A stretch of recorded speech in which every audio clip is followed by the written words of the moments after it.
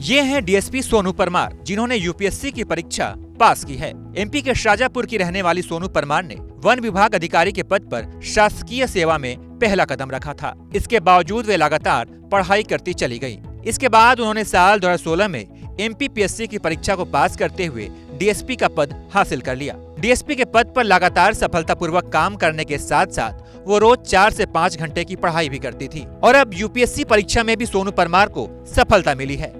उनकी सफलता को लेकर उज्जैन के वरिष्ठ पुलिस अधिकारियों ने भी उनका स्वागत किया है। एबीपी न्यूज से चर्चा के दौरान डीएसपी सोनू परमार ने क्या बताया, आप भी सुनिए।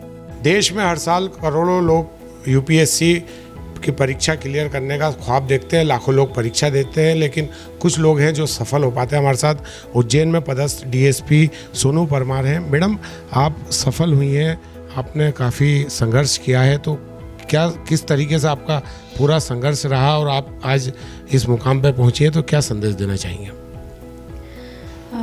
मैंने एमपीपीएससी क्वालिफाई किया था 2016 की जो पीएससी होती है उससे, और मैं डीएसपी के पद पर अभी कार्यरत हूँ।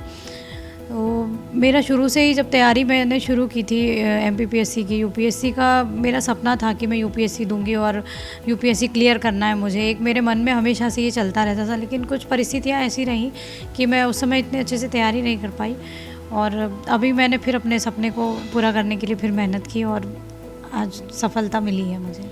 मैडम, कहाँ से आपका सफ़र शुरू हुआ था? वन विभाग से आपने पुलिस में आए, पुलिस से आप यूपीएससी में गए, तो किस तरीके से कठिन रहा, या एक बार आपने सर्विसेज ज्वाइन की उसके बाद ये सफ़र आसान रहा?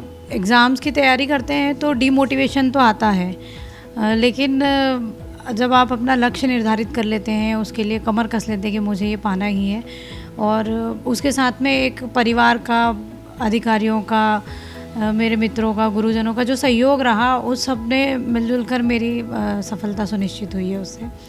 तो मैडम, काफ़ी जॉब आपका बिजी जॉब रहता है, आप पे घर की भी जिम्मेदारी रहती है, तो इस कठिन समय में आपने कितना वक्त निकाला पढ़ाई के लिए, और किस तरीके से आपने इसको सफलता को पाया है? जब ड्यूटी पर थी तब तो 3-4 घंटे जो भी मुझे मिल जाते थे वो मैं दूसरे कामों में यहाँ वहाँ नहीं लगा करके उसमें पढ़ती थी। फिर मैंने कुछ समय छुट्टी भी ले ली थी, तो इस तरह मैंने अपनी तैयारी को पूरा किया। इस बार यूपीएससी में खास तौर पर छात्राओं का अच्छा प्रदर्शन रहा है, तो आप जो असफल हुए हैं उनको क्या संदेश देना चाहते हैं, और सफलता की कुंजी क्या है?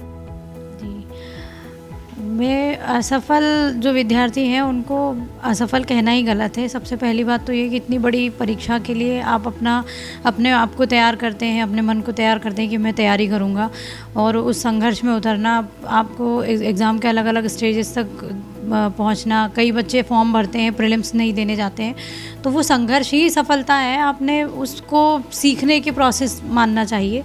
यूपीएससी में सेलेक्ट होना नहीं होना, क्योंकि एक मेरिट लिस्ट निकलती है, आपके ज़्यादा मार्क्स होंगे आप उसमें चयनित हो जाएंगे, तो सफल असफल के तौर पे ना लेकर के उसको अपने संघर्ष में हमने कितना अपना इनपुट दिया उस पे लेना चाहिए, और अगर संभव हो तो और प्रयास करके देखना चाहिए।